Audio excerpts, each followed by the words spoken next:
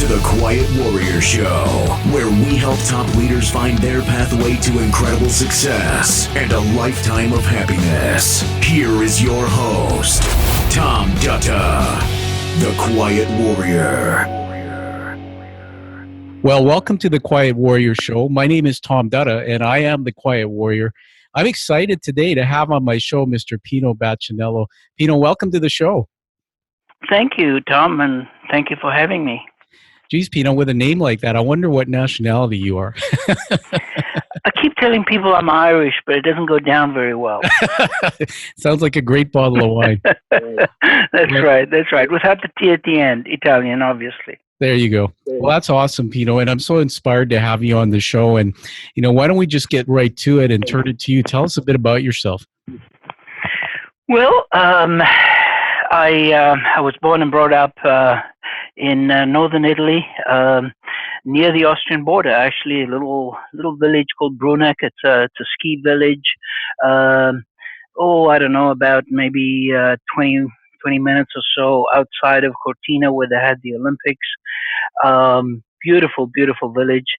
But I only lived there for about 6 months of my life.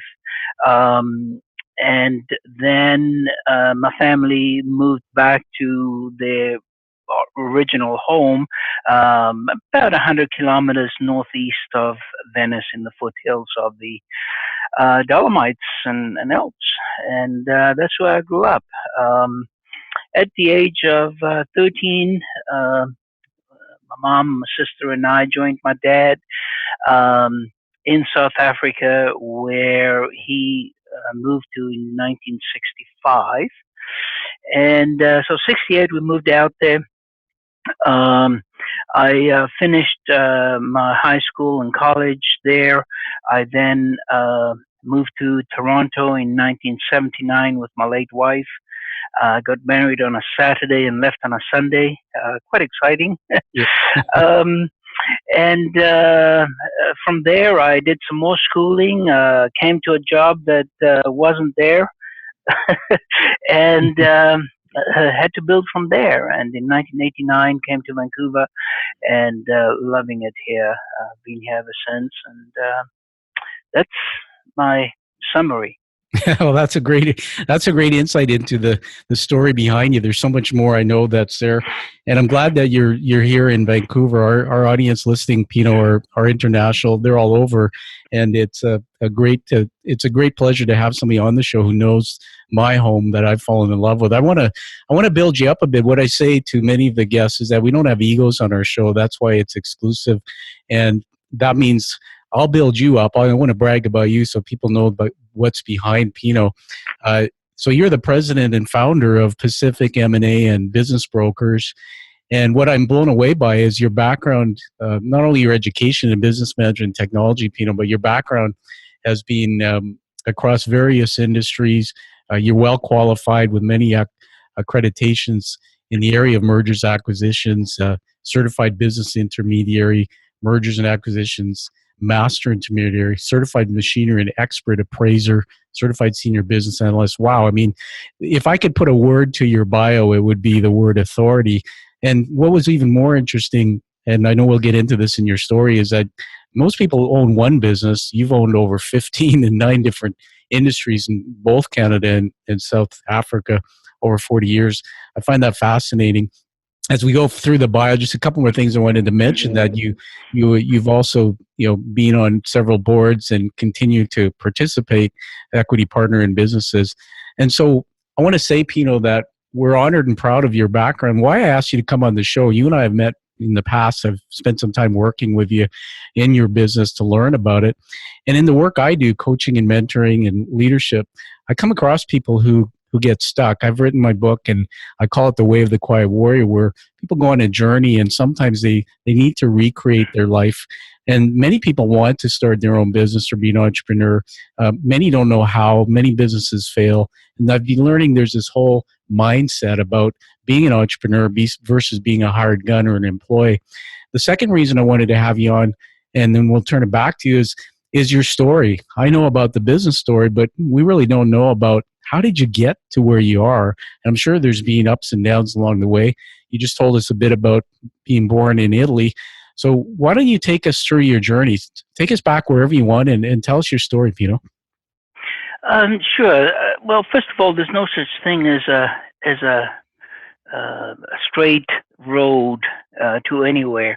I mean, yes, it might be straight for a period, but sooner or later there's curves and there's ups and there's downs, and it's not always smooth, and there's bumps and holes in the road, and detours and all that kind of stuff. Life is no different, really. Um, you know, I was at when I moved to South Africa. Uh, I was in grade six. I'd finished grade six in South Africa, in Italy, pardon me, and had to do grade six all over again in South Africa because of the recognition of the difference in grades and the fact that I didn't speak any English. Mind you, people still question today whether I speak in English, but nonetheless, it was a challenge. Being um, going into a different country, you don't speak a language. People tease you, especially with a name like Pino. A lot of people used to call me Pinocchio just to make fun of me, and Yeah. I really didn't know how to deal with that. And so I would become defensive, and I would beat people up, and I would go into the principal. I'd be called in, then my mom would be called in, then my mom would beat me up even more. I mean, that was the upbringing. That's what you did. That's how they did it, and that's the best they knew. So it was humbling. But those sort of things form your life, and we can either allow them to haunt us forever, or we can learn from those things and bounce from them.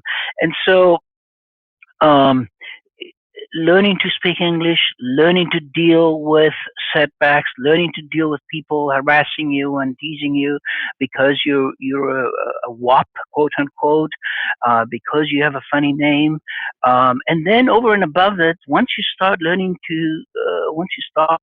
to know the language and to know the systems and everything else. Now, being in South Africa, I had to come to a realization that there's a thing called apartheid. Yeah. And that was extremely challenging. I mean, I wasn't used to that. A person was a person. And besides the fact that I hadn't really been exposed to anyone other than white people, quite frankly. I remember landing in Kinshasa, I think it was, en route to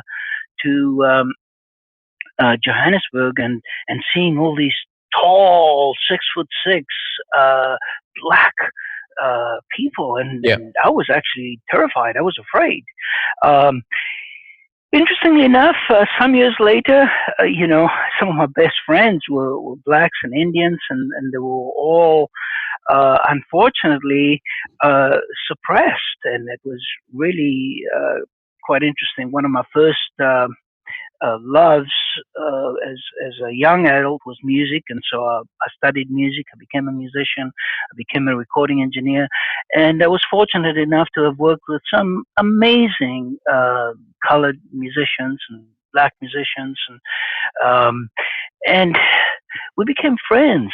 But yet, I lived in an environment where you couldn't go and visit them after dark, for example, and in some Yeah. cases you couldn't even go visit them during the day because they were in ghettos, and it was really quite sad. And I mean, one of the major reasons I left there, quite frankly, I could never have brought up my kids in that environment. Yeah. And if that is your position, you have two choices, and your choices are either you do something about it, and the chances are you're going to get killed, or you live like a king in your own sort of prison, and that's not a life I wanted to have or experience or bring up a family under.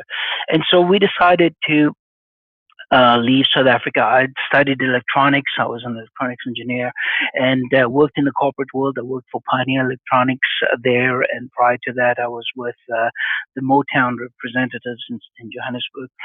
Um, and so we left. I had some friends in Toronto who were in the music business and recommended a studio that was in Toronto. So I was ecstatic because we were moving to Canada, which was amazing. By the way, how did we pick Canada? I'll tell you this. This is an interesting story. Yeah. My late wife and I, we used to go in bookstores a lot. We loved books, and we used to go into bookstores and spend hours and hours looking through books and reading little bits and pieces and what have you. And so one day we said, wouldn't it be nice to maybe go to Canada? Yeah, well, let's find out about it. So we went to the bookstore and we looked up some books, and we had this vision of, and of course, we were quite ignorant. So Canada to us was Toronto. I mean, that was it, right? Um, Yep. and so, we had this vision of snow and fireplaces and all that warm, fuzzy stuff. And so we said, let's go to Canada. No other country even came into our minds.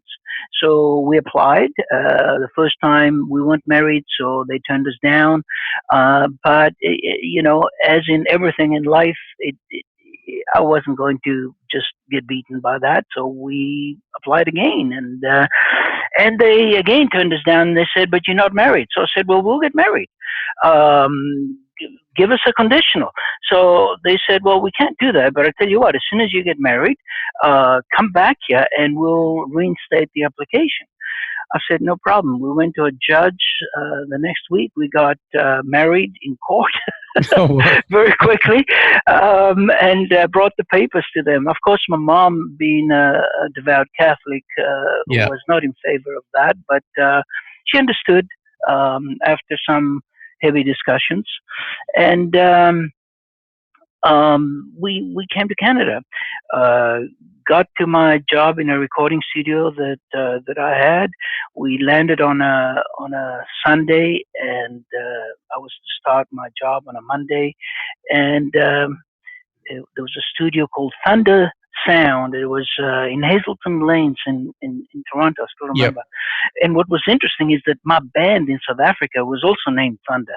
Oh, wow. Just a weird coincidence. Anyway, got to the studio on Monday morning, found my way through into a new city and all of that kind of stuff, only to find a sign on the door that it was closed. Oh, no. Very difficult time in the early 80s, late 70s in the music business in Canada. And so it closed down. A lot of studios did. And so I had to start life all over again because I couldn't do what I wanted, which was music. And so I gave that up and went back to electronics and worked for Pioneer Electronics in the corporate world until I had a meeting in Long Beach, California, with because that's where the head office had moved to. Originally started in New Jersey, but I was in a meeting, and Canada was the equivalent of a branch or a regional office of Pioneer, and we were the only profitable region at that particular point in time. And we were having a meeting of all the regional offices, and there were five or seven, I can't remember. And this one vice president, manager, whatever, I still remember he had this curly mustache. Anyway, he accused me of being too entrepreneurial. I was so mad. Oh my gosh. I walked out of the meeting. And I said, I'm going to get you back. Walked out of the meeting, flew back to Vancouver, opened a bottle of wine on the plane, and I said, damn it, I'm going to buy out their assets. And at that time,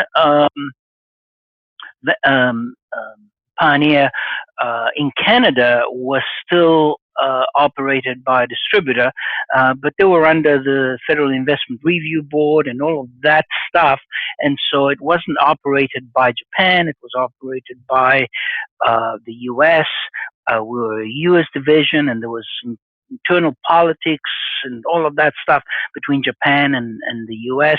Japan wanted us to be a part of them. The U.S. didn't want to let us go because we were profitable. Cut the long story short, I came back and I bought their assets and started my own first business in Canada in electronics. We were doing optical laserdisc at that time. And so I bought all of those assets, and that was my first business. Ran it for 4 or 5 years, and then I sold it, and that was my first transaction, real transaction in Canada. Wow. And from there, it's sort of the rest is really history. I've tried different industries, but I'll tell you, if there's one thing that I regret is going into all these different industries without knowing anything about the industry, Yeah. because the learning curve is that much greater, and so and that much steeper. And so that's the only regret. But the other side of the saw is the fact that you learn so much about so many different industries. And yes, business is business. The product or service may change, but there is a component there of knowing that industry that is important. Yeah, absolutely. I just want to jump in there, Pino, let you catch your breath. I'm just mesmerized by the story, and I just want to go back, and then we'll keep you going. And the first thing my mind went on a journey in so many directions when you started telling us from the beginning the story. I wrote a few things down here. One is the word courage. I mean, I think you said grade 6, but to have to go to another country at that age, start over again, and what we heard you tell us was you didn't speak English, and then there was this whole new world, including apartheid, and there was some bullying going on. Picking on you, your names, and then all that stuff that went on behind the scenes. With family just toughening you up, and to go from there and then through this diversity in the career and trying different things. I mean, one of the things that I find with you is you have this innate gift. You probably know it. You are a serial entrepreneur, and there's something in you that's this burning passion or desire to actually create, to be creative, to do something, to make a difference in the world. And there's a lot of people who find their way, they stumble into a job, and that, they work for somebody else, they build somebody else's dream. They don't follow their passion of music or becoming an entrepreneur. But there you were at a young age, and just blows my mind that you did it. And the last thing I want to say is that this piece of music, I didn't know that about you, but they say that your passions come at a young age, and most people, there's a good TED talk on this. Science says that most people never follow their passions because they're afraid of it. Well, maybe if I was a musician, it wouldn't pay me enough to buy my home. Therefore, let's forget about the music. It seems to me that you had a couple tracks going that you not only continued to follow this passion and stay on a track with music and working in that industry, but you realize at a young age, and you can't teach this, I believe, that you needed to start your own career and your own business. And you could see that you had to have two things to afford your dream or your future. I'm really fascinated by that. I'm sorry about your late first wife. I'm sure there's a story behind that, and so many of these painful changes in your past, but you have this incredible energy and positiveness about you. We're just so proud of the story. So take us into the next chapter while we still have some time. I'm fascinated. So you went from the entrepreneurial "I'll get you back" thing that happened to this new world of business, and you started Pacific M&A. Just tell us about that. I mean, you've done a lot in that area. Give us any gifts or leadership lessons about being an entrepreneur, about what you've seen and why people get stuck and maybe never even ever do it. What are some of the secrets to being successful? Well, I think some of the secrets are you got to have a passion, and you said it. Music was my first passion. It truly was. It still is today, even though I no longer play instruments other than the fool. But I still love it, and I had to replace that passion with another passion. And so I studied business Yeah. and took an MBA, and that that I think was key for me, and probably for many people. You can't keep beating your head up against the wall. I mean, the music business. If I stayed in it at the time, you're absolutely correct. I wouldn't have been able to afford to live, to rent an apartment, to do anything. Um, so you got to replace that passion with something else, and I replaced it with the passion for business. Well, that passion for business gave me that entrepreneurial jump, if you would, into the different industries. And I went into everything from advertising to diamond importing to water to manufacturing to photography to whatever. But the common thread along all of that was two things: one, the love of business, and two, creativity. And I love to create. That's why I love music, I guess. And entrepreneurship is about creating. You're Yeah. creating a new business, and I think that is key. Not everybody is a creator. You are going to get people that are better at maintaining things rather than creating things, and that's fine. We got to respect that because if everybody was entrepreneurial, we wouldn't have any employees. We also need some employees.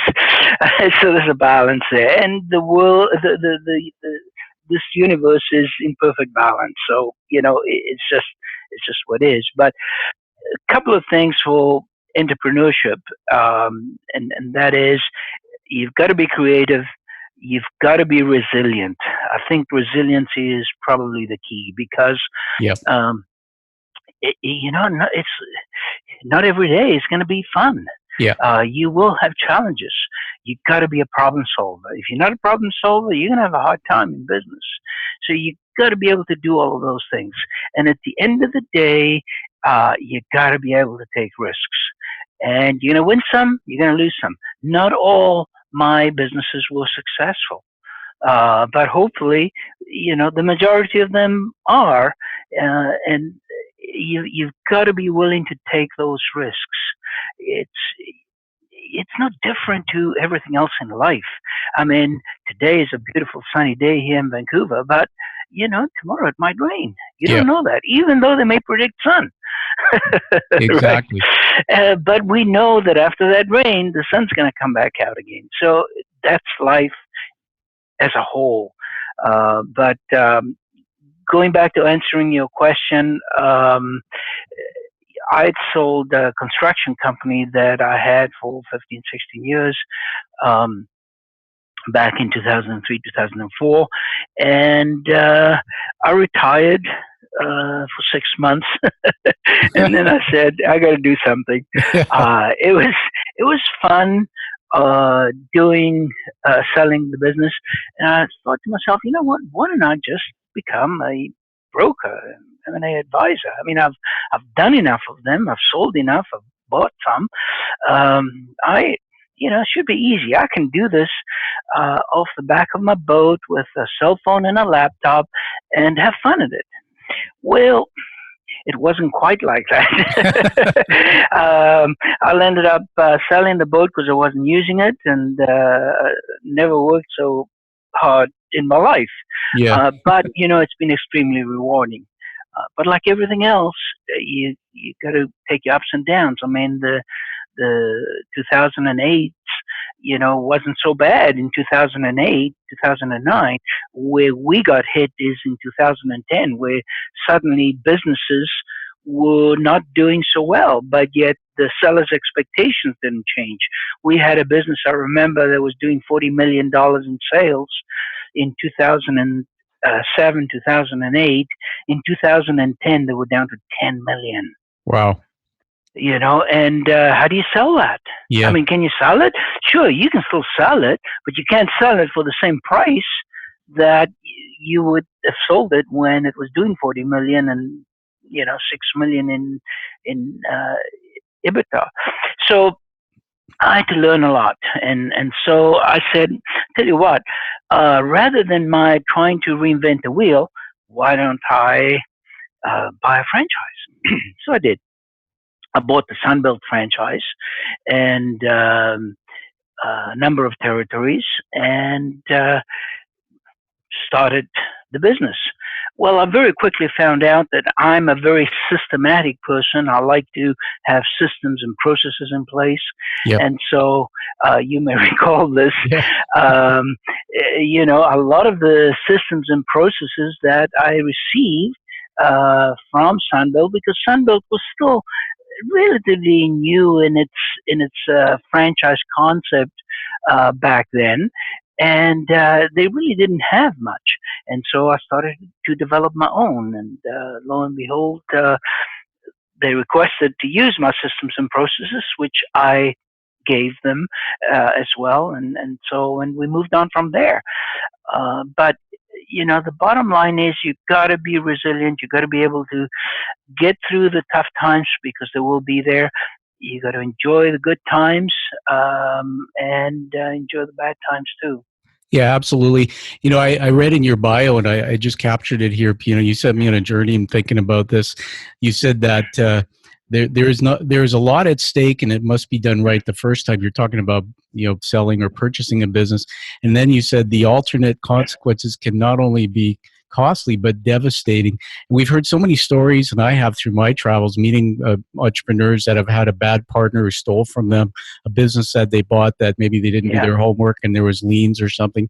I mean, making the wrong moves, buying or selling, can crush lives. It can crush lifestyles and families for generations. And I'm just so inspired by the fact that you've got so much wisdom and experience. And as we wrap up the show in just a bit, I'm going to have you give a connection on how people can engage you or get a hold of your body of work, because it's people like you, I think, that I don't know if you've ever heard it this way, and I don't see you as having an ego, but I got to tell you that what you do is a gift. It's a gift to the world, because there are so many people who have a dream of setting their own time and their own clock, of working for themselves. I mean, my wife and I went through a situation 10 years ago in our life where we had a major setback financially, from a circumstance beyond our control. And it was the first time in my life where I said, you know what, I want to start my own company, my own business. I want to be in control, versus for 30 years being a hard gun, building somebody else's dream. And it was so hard, Pino, to know what to do, to know how to go about doing it. Should I buy a business? Should I sell? So you've done such incredible things. I want to just honor you with some leadership words here. I do this on my show. It's not scripted. And these are words I've written down as I've heard you telling your story, which has been fascinating. The first one is a maven. There's a word called maven. It's somebody that becomes the expert or the go-to for a certain subject. You are a maven. Number two is you're an entrepreneur. There's no question. I mean, 15 businesses. Wow. Courage. I see it all over your story. I'm sure you've heard this before, but it takes a lot of courage, Pino, to do what you did and get kicked in the teeth and fall down and get up again, even through business failure. Resilient. And then the last one is creativity. I saw that with your bio picture. I remember looking at it and going, that's pretty gangster. And throughout the time I've known you, man, it's been like, this guy's got a creative gene. And well, here we heard for the first time on my show about your musical background. So that's what I wanted to honor you with, and want to turn it to you, Pino, and just give us how people can connect with you to learn more about your body of work. Sure. Just before answering that, Tom, just for your audience as well, here in Vancouver, but there's equivalent bodies throughout Canada, and certainly I'm sure there are similar bodies in the US and other countries. Small Business BC here in Vancouver, I was on their board for, I don't know, about 7 years. I was chair of that organization. It's a great organization that supports entrepreneurs, and really that's what it does. So if anybody out there is in Vancouver and they want to know what to do, how to start their own business, go to Small Business BC. They have all the resources. They're amazing. They have seminars, workshops, and all the resources one needs to get into business and to find the right business and all that. Because, as you said, I think the biggest challenge is, jumping in. Once you're in the water, most people can swim and Yeah. well learn to move, but it's that jumping in that's the scary part, and so that helps. In terms of how people can get hold of me, they certainly can email me at pbacinello, that's PBACINELLO, at tmabb.com. That's Pacific Mergers and Pacific M&A and Business Brokers, I should say. That's our email address. They can also certainly reach me by phone. I can be reached on my direct office line at 778-329-9559. And I'm happy, my job is not just to buy and sell businesses. I mean, we do that. That's what our focus is. But there are many, many people that we help. We help them sometimes by not selling their business, by giving them the advice to hang on, to do this, to work on these value drivers, to recognize and identify what those value drivers are before selling the business. And is this the right time?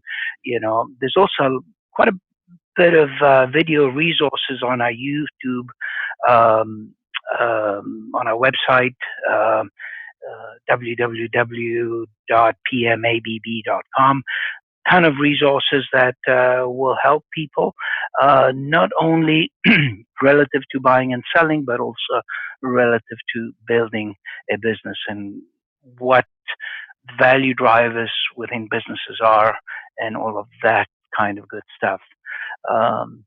So, yeah, there you go.